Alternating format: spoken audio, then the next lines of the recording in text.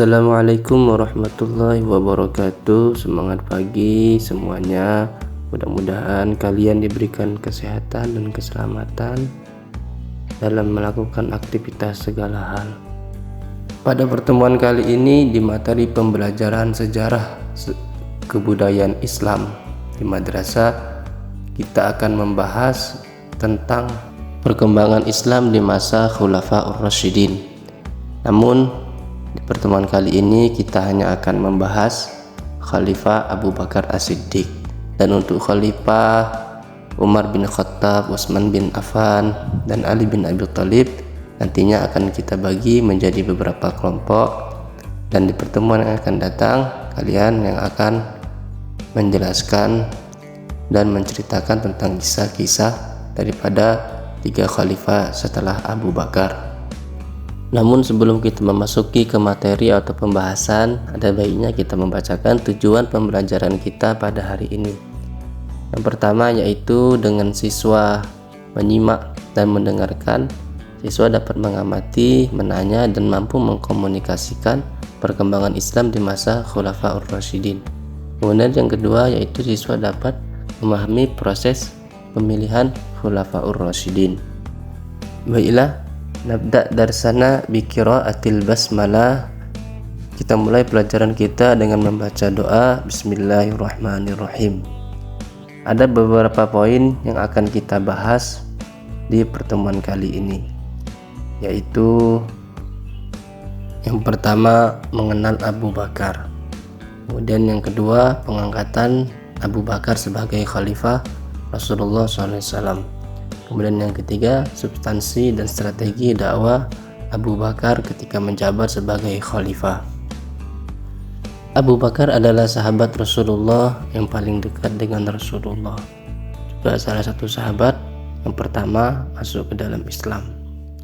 Abu Bakar dilahirkan 2 tahun setelah tahun gajah yang bertepatan dengan tahun kelahiran Rasulullah SAW.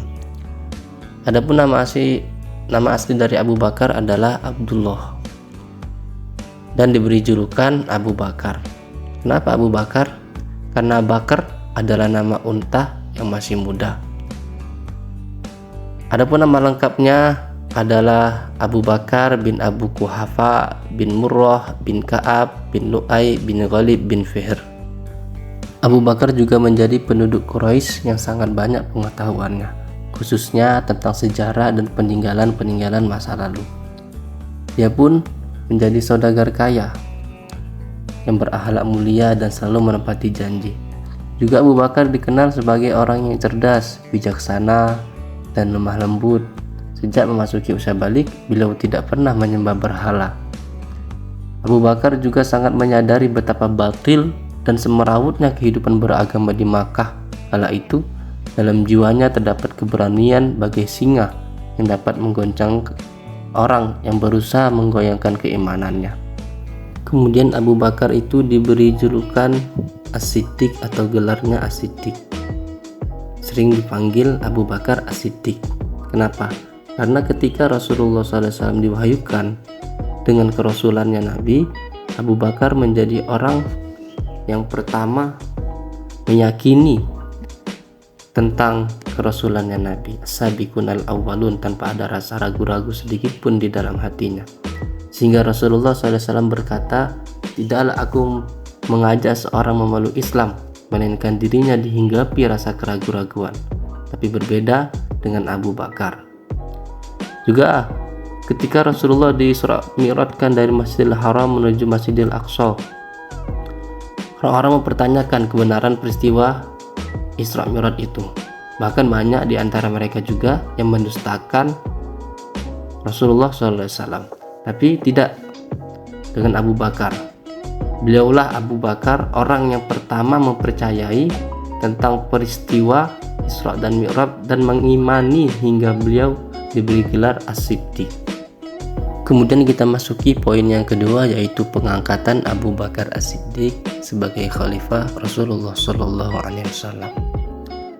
Tatkala tersiar kabar tentang meninggalnya Rasulullah SAW, maka kaum muslimin itu diliputi kebimbangan, juga kebingungan tentang siapa yang akan menggantikan pemimpin mereka. Juga banyak di antara mereka yang tidak mempercayai berita meninggalnya wafatnya Rasulullah SAW. Dan ada juga menganggap bahwa Rasulullah SAW belum meninggal. Bahkan salah satu sahabat Nabi yaitu Umar bin Khattab, beliau mengatakan, siapa yang mengatakan Rasulullah meninggal maka akan aku penggal lehernya. Maka mendengar ini, Abu Bakar datang berseru, berpidato kepada kaum muslimin dengan pidatonya. Ya ayuhan nas, wahai manusia, wahai sekalian manusia, barang siapa yang menyembah kepada Muhammad, maka Muhammad telah meninggal. Dan barang siapa yang menyembah Allah, maka Allah tidak akan pernah mati selamanya. Dan Abu Bakar membacakan firman Allah Subhanahu wa taala dalam Quran surah Ali Imran ayat 144. Wa Muhammadun illa rasul qad khalat min qablihi rusul afa imma ta'uqutilan qalbatum ala a'qabikum may yanqalibu ala aqibaihi fala yadurrullaha syai'a wa sayajzillahu syakirin. Setelah mendengar pernyataan dari Abu Bakar, pidato dari Abu Bakar tersebut, maka kaum muslimin menyadari bahwa Rasulullah SAW benar telah meninggal, benar telah wafat. Dan jika bukan karena kebesaran jiwa Abu Bakar As-Siddiq, mungkin kaum muslimin tidak bisa menerima kenyataan tersebut.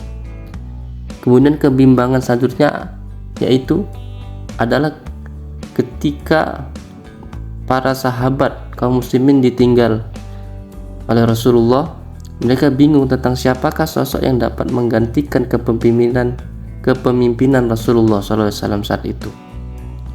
Maka kaum Ansar terbagi menjadi dua golongan besar, yaitu kaum Aus dan Khazraj.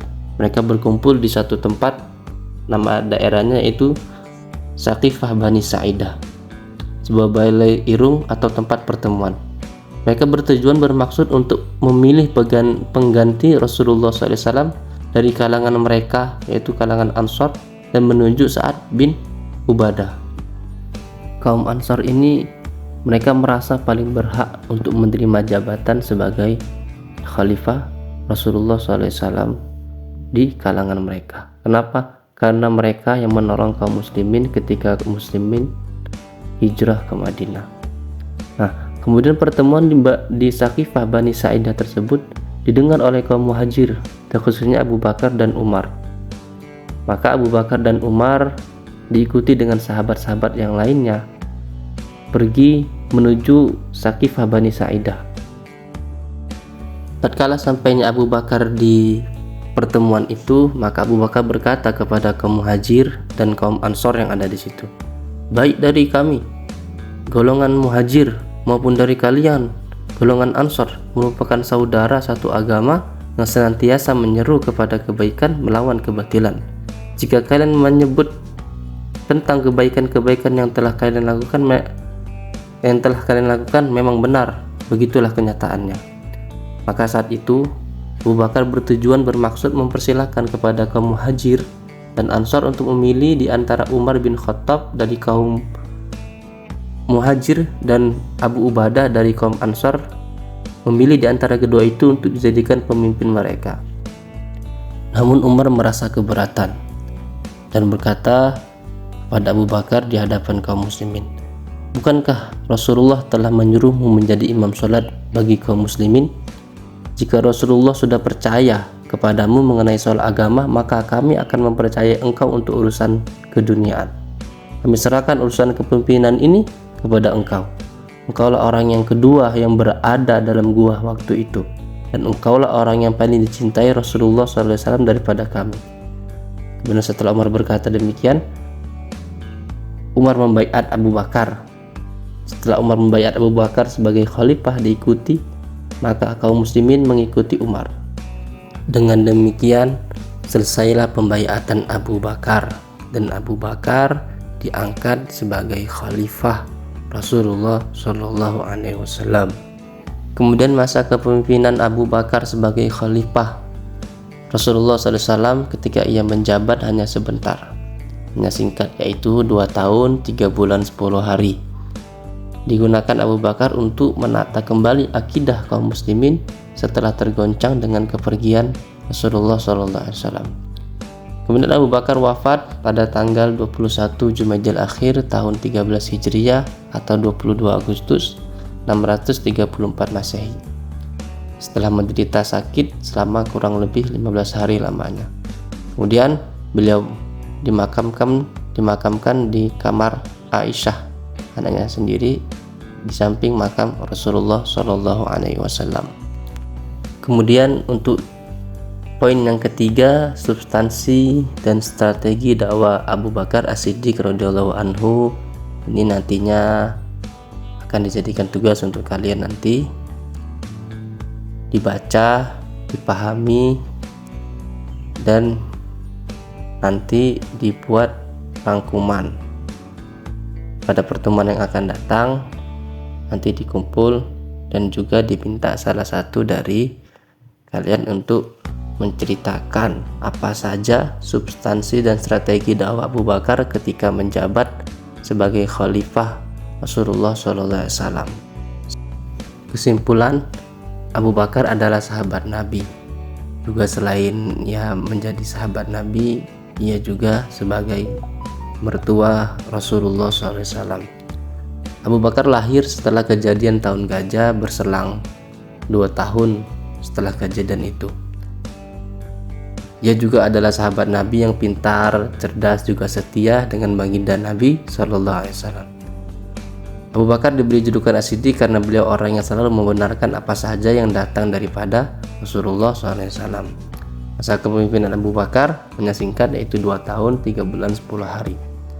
Kemudian Abu Bakar wafat pada tanggal 21 Jumadil Akhir tahun 13 Hijriah atau 22 Agustus 634 Masehi.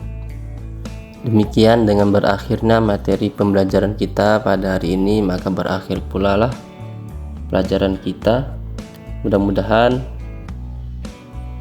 apa yang kita pelajari bisa bermanfaat bagi kita semuanya.